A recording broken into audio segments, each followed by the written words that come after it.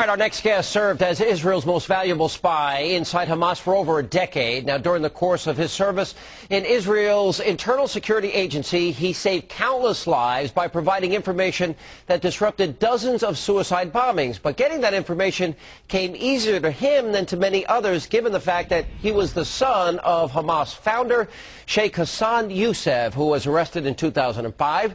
Now, the younger Yousef is a convert to Christianity. He left the West Bank for California in 2007. He's the author of a brand new book recounting his harrowing experiences, and it's called Son of Hamas, a gripping account of terror, betrayal, political intrigue, and unthinkable choices. And joining me now is Mosab Hassan Yousef. Welcome aboard. Hello. Thanks for being here with us. Thank you. All right, well, first of all, I want to start with this idea that you describe Islam, and you basically point out that the highest level that you were brought up with is jihad, holy war. Yes, I compare Islam to a ladder, and the first rung of that ladder starts with a traditional Muslim, and the highest rung of that ladder is jihad. This is the highest and the most holy duty you can do for the God of the Quran. All right, and you even point out that it was Israel's very existence that bothered people that you associated with, and for your father included. They wanted the destruction of the state of Israel. Yes, the God of the Quran hates Jews anyway, if there was occupation or not. So the problem with the Jews, that with the God of Islam, not with Muslims themselves. Yeah. All right, and your father, there was a suicide bombing, and you point out your father justified it. As long as he didn't do it, he felt he was justified in this. Yes, he justified the suicide bombing, and every Hamas leader as well. Yeah, all right, let me ask you one thing that you said here. If I died fighting, at least I'd die and go to heaven as a martyr. You actually believe that if you killed innocent people and strapped a bomb on yourself, you believed you'd go to heaven? Absolutely. This is what every Muslim believes. This is a promise from the highest authority in the Muslim society, that you die for the glory of the God of the Quran, you go to heaven. And you believed you'd have 72 virgins waiting for you? At some point, I believed, like everybody else. So do you feel at this point you were brainwashed, you were indoctrinated? This is not about being brainwashed. This is how people grow up. Everything around you in that society tell you. School, street, every event that is happening around is telling you those facts about Islam. All right. How did you become a spy for Israel? You were in jail with your father at one point, and they approached you. How did you make the conversion? Because you wanted a gun. You actually wanted to kill the people that were trying to get you to spy. You are right. This is a long story, and this is why I wrote Son of Hamas. And the story of transformation is really long.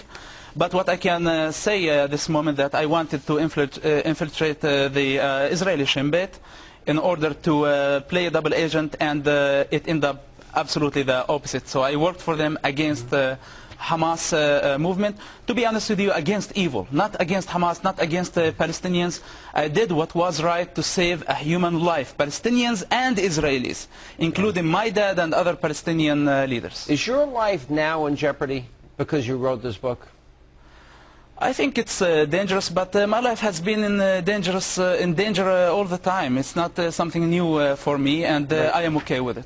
All right, so what were some of the examples that you got intelligence and information that you passed on to the Israelis, saying, hey, there's going to be a suicide attack, there's going to be this attack? What would you tell them? What did you pass on? Okay, first of all, Hamas, I wasn't a member of Hamas. I wasn't inside Hamas, and I wasn't required to be inside the movement, because if I was inside the movement, I could carry only one operation. I was required to be outside and inside and close enough without getting involved to be able to solve many puzzles. I'm from that culture, from that religion. I understand the mentality of terrorists, and I know their names. I know I don't have to listen for what they're saying, because I could understand what they're saying, and this is how we got successful. So you grew up with this mentality that you would be a martyr, that was the highest form of Islam.